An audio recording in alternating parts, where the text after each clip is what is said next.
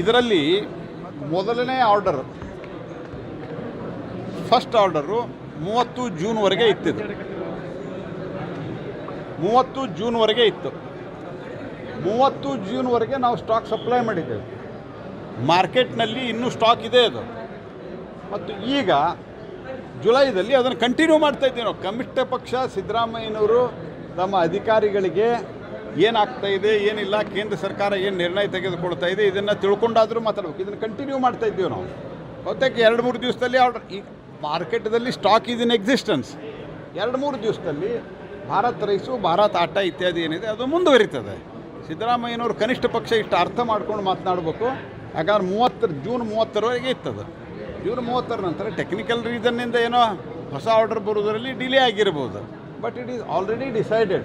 Group of ministers, ನಮ್ಮ home minister ಅಧ್ಯಕ್ಷತೆಯಲ್ಲಿ group of ministers ಇದೆ, ಅದರಲ್ಲಿ ಮತ್ತು ಗ್ರೂಪ್ ಆಫ್ ಸೆಕ್ರೆಟರಿಯಲ್ಲಿ ಕೂಡ ಅದು ಮಾನ್ಯ ಪ್ರಧಾನಮಂತ್ರಿಗಳ ನಿರ್ದೇಶನದಂತೆ ಅದು ತೀರ್ಮಾನ ಆಗಿದೆ. ನಾವು ಭಾರತ್ ರೈಸು, ಭಾರತ್ ಆಟ ಇತ್ಯಾದಿ ಏನಿತ್ತು ಅದನ್ನು ಮುಂದುವರಿಸ್ತಾ ಇದ್ದೇವೆ. ಸಿದ್ದರಾಮಯ್ಯನವರು ಸ್ವಲ್ಪ ಅರ್ಥ ಮಾಡಿಕೊಂಡು ತಿಳ್ಕೊಂಡು ಕೇಂದ್ರದ ಮೇಲೆ ಆರೋಪ ಮಾಡೋದು ಕಲಿಬೇಕು. ಸರ್, ಅಂದರೆ ಕಾಂಗ್ರೆಸ್ನವರಿಗೆ ತಮ್ಮ ಸರ್ಕಾರದ ಮೇಲೆ ನಂಬಿಕೆನೇ ಇಲ್ವಾ? ನಿಮ್ಮ ಬಳಿ ಬರ್ತಾರಂದ್ರೆ ದುಡ್ಡಿಗೆ ಬರ್ತಾರ. ಅದು ಕೇಂದ್ರ ಕೆಲಸಕ್ಕೆ. ನಾನು ಹೇಳೋದು ನಿಮಗೊಂದು ರಸ್ತೆ ಮಾಡಲಿಕ್ಕೆ ಶಿವಮೊಗ್ಗದಲ್ಲಿ ಒಂದು ಬಸ್ ಡೀಸೆಲ್ ಖಾಲಿಯಾಗಿ ನಿಂತಿತ್ತು. ನಿಮಗೆಲ್ಲ ಗಮನಕ್ಕಿರಬೇಕಂತ ನಾನು ಭಾವಿಸ್ತೇನೆ. ಅಂದರೆ ಒಂದು ಪೂರ್ತಿ ದರಿದ್ರ ಸರ್ಕಾರ ಆಗಿ ಪರಿವರ್ತನೆ ಹೊಂದಿದೆ.